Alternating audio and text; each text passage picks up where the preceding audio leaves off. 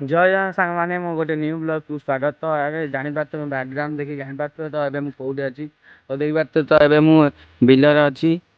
ସେ ଜଷ୍ଟ ଏଇ ସାଙ୍ଗେ ସାଙ୍ଗେ ତ ହଳ ହେଇଗଲା। ଦେଖିପାରୁଥିବେ ହଳ ହେଇଗଲା।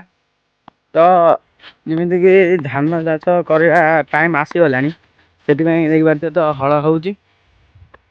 ଅଧେ ବିଲ ହେଇଛି, ଅଧେ ବିଲ ହେଇନି। ଦେଖିପାରୁଥିବେ ତ ଏପଟ ହେଇଛି, ସେପାଖରେ ବି ଅଧେ ହେଇଛି, ଏପଟେ ବି ହେଇନି। ଦେଖିପାରୁଥିବେ ତ ସାଙ୍ଗମାନେ, ଆପଣ କେତେ ଜାଗାରେ ବା ଆପଣଙ୍କ ନିଜ କିଆରିରେ ବା ବିଲରେ ଦେଖିଥିବେ ଯେ ଏମିତିଆ ଦେଖିପାରୁଥିବେ ପାଇପ୍ ଲଗା ହେଇଥିବ, ଏମିତି ସବୁ ଥିବ।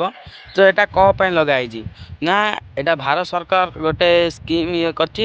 ଯେମିତି ଆପଣଙ୍କ କିଆରି ଦେଖିପାରୁଥିବେ, କିଆରି ବା ବିଲକୁ ପାଣି ମାନେ ଯେଉଁ ଖରାଦିନରେ ପାଣି ଯେଉଁ ନଥାଏ, ସେଥିପାଇଁ ପାଣିର ସୁବିଧା ହୁଏ।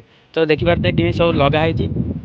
ଦେଖିପାରୁଥିବେ ସିଆଡ଼େ ଇଆଡ଼େ ସବୁ ଲଗା ହେଇଛି। ତ ଏବେ ମୁଁ ଯାହା ପାଖକୁ ଯାଉଛି, ତାକୁ ବି ଆପଣ ବି ଦେଖିଥିବେ ଆପଣଙ୍କ କିଆରିରେ ବା ବିଲରେ।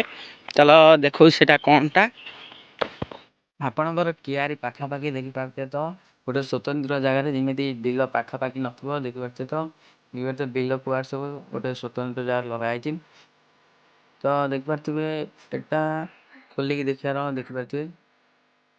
ତ ଦେଖିପାରୁଥିବେ ଯେତିକି ଆମେ ଦେଖିକି ଆଇଲେ, ଯେଉଁ ଲଗା ହେଇଛି କୁଣ୍ଡର କ'ଣ ଯେଉଁ ବିଲ ପାଖରେ ଲଗା ହେଇଛି, ଯେଉଁ ପାଣି ଯାଇପାରିବ ତା ପାଇପ୍ ସବୁ ଏଇଠି। ତ ଏଇଥିରୁ ଯେଉଁ ପାଣି ଆସିବ, ଏଇ ପଟରୁ ସବୁ ଲଗା କନେକ୍ସନ୍ ହେଇନି।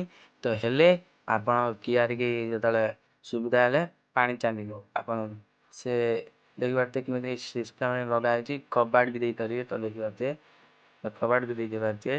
ତ ଦୁଇ ପଟରେ ବି ଦେଖିପାରୁଥିବେ। ତ ଆଉ ଗୋଟେ ପଟକୁ ଚାଲ ଯିବା। ତ ଦେଖିପାରୁଥିବେ ଏଇପଟ ମଧ୍ୟ କବାଟ ଲଗା ହେଇଛି। କବାଟଟା ଦେଇଦେବା। ଦେଖିପାରୁଥିବେ ତ କବାଟ ବାଗିଆ ପୁରା କବାଟ ଲଗା ହେଇଥିବ। ଦେଖିପାରୁଥିବେ ତ ଷ୍ଟାଇଲରେ, ଏମିତି ଷ୍ଟାଇଲରେ ତ ଦେଇଦେବା କବାଟ ତ ବାହାରିକି ଆସିକି। ତ ଭିଡ଼ିଓ ଯଦି ଭଲ ଲାଗିଥିବ ଲାଇକ୍ କରିବେ।